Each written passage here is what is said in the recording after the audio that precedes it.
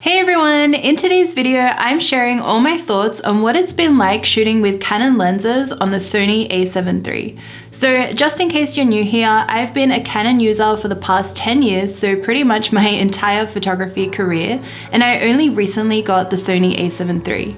So for the time being, I wanted to see how I could integrate the Sony body into my workflow using the lenses that I had instead of having to go out and buy an entire new kit of lenses. I will be using native Sony glass soon to test it out and compare how it works, but for the time being and for this video, I wanted to share my experiences on what it's been like using Canon lenses. So the first question and the main question I get asked all the time is what adapter I use. I use the Metabones 4 adapter to be able to use my Canon lenses on the Sony body, and something really important to keep in mind with adapters is that it's super important to update the firmware so they can work as well as possible. So if you do use an adapter, I would recommend to sign up to maybe the newsletter of the brand that you're using, or just check every couple of months if there's a new update available, and just plug it into your computer and update it because it would definitely improve your workflow and the way it focuses. Another adapter I've been using recently is this Comlight adapter. So if you guys are looking for an alternative to the Metabones that's a bit more affordable,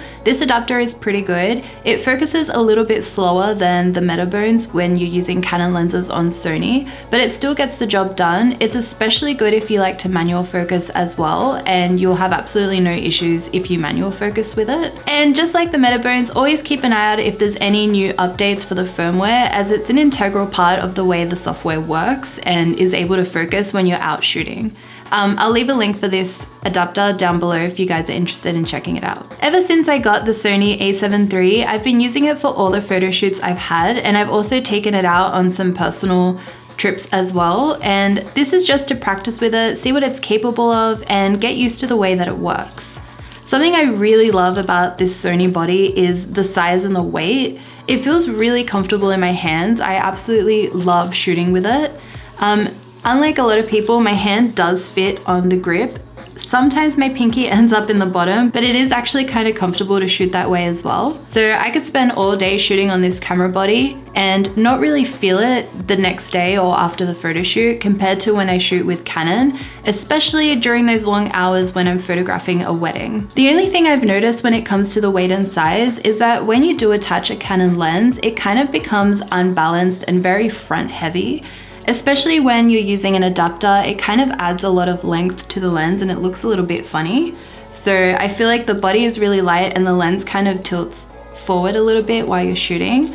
But honestly, this doesn't really bother me that much considering the size and weight already of this camera. It's so nice that it's really light and easy to shoot with. While you're taking photos, you are supporting the lens with your hand anyway, so it does feel nice and balanced while you're taking photos. Over the last few weeks, I tested out a bunch of Canon lenses with this Sony body. I tested out the Canon 35mm 1.4 Mark II, the 50mm 1.2, and the 85mm 1.2 as well.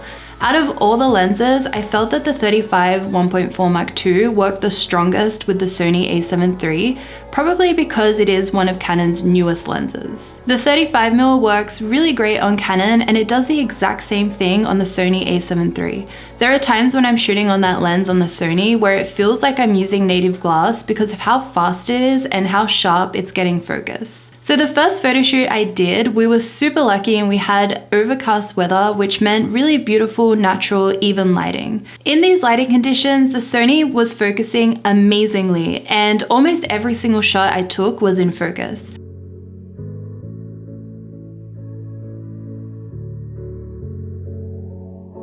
IOTA Fergus was also working really well and was able to save me quite a lot of times when I didn't have my focus point set to the right spot. So I have the IOTA Fergus mapped out to the AEL button on the back of the camera, which is already really conveniently under my thumb, so I can easily press it while I'm taking photos. I found that on this overcast day, every time I pressed it, it really quickly found focus on my model's eyes, and I was able to take photos that I would have otherwise missed because, as I mentioned, sometimes my focus point wasn't in the right spot when I set it manually. Here are some raw photos that are completely unedited for you guys to take a look at and see what the images turned out. I absolutely love the color rendition on the Sony. I personally think the skin tones and overall colors look amazing. I didn't have any issues while editing the photos in Lightroom at all either. I applied my Lightroom presets as I usually would with my Canon photos, retouched the images, and they were ready. I also ended up using the 35mm at another photo shoot as well, where we had direct backlit sun, and it didn't have a single issue with catching focus and taking super sharp pictures one after another without any delay. Again, here are a few more raw files so you can see what the images look like unedited.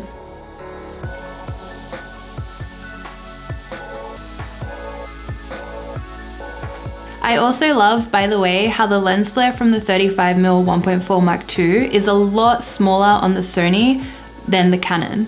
As you can see here in these two pictures, the lens flare on the Canon image is huge and usually ends up right on the model's face.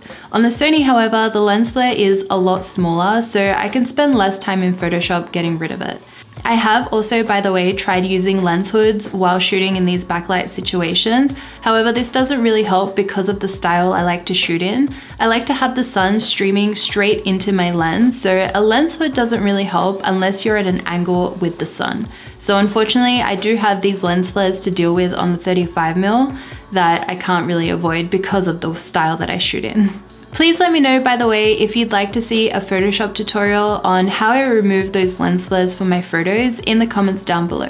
So my final thoughts are that the Canon 35mm 1.4 Mark II paired with the Sony A7 III is 10 out of 10. I can definitely rely on this lens and body combination to get good sharp photos without that delay of waiting around for focus, and I will definitely be using this again in the future. On the other hand, I also use the Canon 50mm 1.2 for some backlit portraits, and this lens actually struggled quite a lot. I found that I had to change the style in which I was shooting. As I mentioned, I love to get direct backlit photos where the sun is pouring into my lens, but I had to move a little bit to the side and have the backlight be more side on to my lens because the camera simply wasn't focusing. I'm assuming this is because of the adapter, as the lens was rolling the barrel back and forth before it would finally get focus, but this really disrupted the flow of my photo shoot, and I really don't like to be held back by the gear and equipment that I'm using in order to be able to do the best job that I can. I was actually really surprised by this because if you've watched my Sony A7 II behind the scenes videos and review video, you would know that the 50mm actually worked amazingly on the Sony A7 II, so I assumed it would do the same thing on the Mark III. I even shot in the same harsh backlit conditions on the A7 II with the 50mm as I did with the A7 III, but for some reason on the 3 it just wasn't capturing that focus. I want to do a few more photo shoots using the 50mm 1.2 to see if different lighting conditions will help the way it focuses. Maybe it was simply that day or that particular lighting that we were shooting in that was causing it not to work properly, so I'll keep you guys posted on that, and I'll have some more videos with the 50mm really soon. Again, here are some raw and unedited photos from the shots with the 50mm. As I have said so many times before, I really don't see the issues with Sony colors. I absolutely love the way they look straight out of the camera, and they edit in Lightroom flawlessly. Last but not least, I was really surprised with the results of using the Canon 85mm 1.2 on the Sony A7 III. I actually put this lens through the harshest lighting conditions that I could just to see how well it would perform. We were shooting this photo shoot at around 11 AM, and in winter in Australia, that's around the time when the harshest sun is out. We did some backlit photos, and we also did some direct light photos as well. The majority of the photos we got with the 85mm were tack sharp. The only issue that I had using this was with the adapter. So something that the adapter does when you're not using native glass is it rolls the barrel focus back and forth before it actually captures focus. So we would waste a few seconds every now and then while it would do that, but as soon as it got focus, it would take so many sharp photos one after another, which I found was really great. And that was something I was hoping that the 50mm would do, but it simply didn't. Something I wanted to talk to you guys about in this video is dynamic range. I am so incredibly impressed by the dynamic range on the Sony A7 III. After playing around with the raw files from each camera, I can really see just how much I can push the shadows and the highlights from the Sony raw files. These photos aren't from the same day, but I just want to demonstrate what happens here.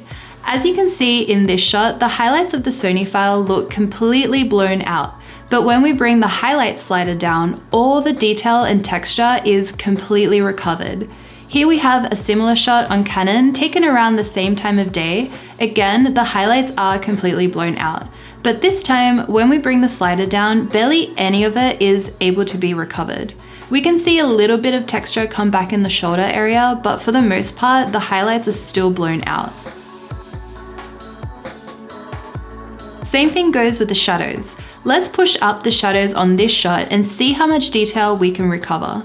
Take a look at the background on the left. It looks like we've exposed this shot correctly in camera rather than it looking edited. Now we'll try the same thing on a Canon photo and push the shadows up. As you can see, it lifts them a little, but definitely not as much as the Sony. Plus, you can really tell that you've pushed the shadows up in post compared to the Sony image where it looks like it could have been exposed that way in camera. Not to mention that the Canon background of this original photo was already lighter to begin with compared to the Sony image. Using the Sony A7 III with Canon lenses is great if you're a confident photographer who knows how to make any kind of gear work. I would say it's a bit better to use a Sony A7 III with non-native glass in a more controlled environment such as these kinds of portrait sessions. So if you're having trouble getting focus or you thought you got a good shot but when you zoom in it's not quite sharp, you do have that luxury of taking extra time and just doing the shot over again. Compared to if you're at a wedding and you're taking photos at a ceremony, you can't really recreate those moments without it looking unnatural. As I mentioned in some previous videos, I absolutely love shooting on the Sony A7 III because it's something different for me and it's really fun to play around with new cameras every once in a while and see what different brands and what different bodies are capable of when you're taking images. I also find that being able to use the LCD helps me be a little bit more creative in the way I take photos, and I work a little bit faster as well because I can see straight away on the back of the screen what my photos are looking like. On the Canon, using the LCD is extremely slow, so I have to use the viewfinder, so it's nice to be able to use something a little bit different. So that is pretty much it for my Sony A7 III review so far. I want to make a few more videos in the future. I've got a couple of topics that I want to talk about, such as why I got the Sony, which is going to be in next week's video. If there's anything that you guys want me to cover in that video, please let me know in the comments below. Otherwise, thank you so much for watching and I'll see you all next time. Bye.